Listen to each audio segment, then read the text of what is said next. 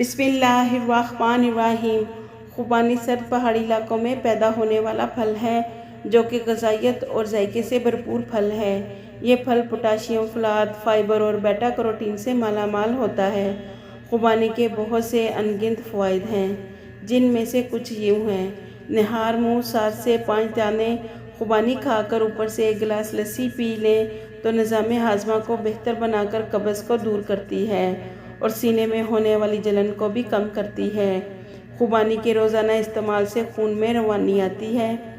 नज़ला, ज़ुकाम, गले की खराश और मुंह की बदबू दूर करने के लिए रोज़ाना 5 दाने खुबानी के साथ गर्म पानी इस्तेमाल करना मुफीद होता है।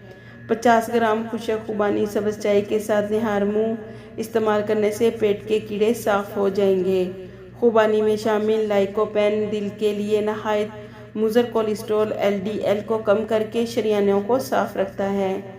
भूख की कमी या मैदे में बोझ की सूरत में 1 पाव खुबानी 10 ग्राम सौंफ के साथ रोज़ाना इस्तेमाल करना फ़ायदेमंद है। खून में गर्माइश और फोड़े फिंसियों की सूरत में खुबानी और इमली पानी में भिगो के रात को रख दें। सुबह अच्छी तरह छानकर मिश्री मिलाकर निहार मुँह इस्तेमाल करें। खुबानी का रस कान में डालने से बहरापन ख़त्म हो जाता है। कान में दर्द होने की सूरत में भी इस टोटके को इस्तेमाल किया जाता है। 5 अदद खुबानी और 5 अदद अंजीर रात को पानी में भिगो दें। सुबह पानी समेत ही इस्तेमाल करने से बवासीर में फ़ायदा पहुंचाती है। खुबानी का इस्तेमाल जिगर की सख्ती दूर करती है और तेज़ाबियत और डकारें आने से रोकती है।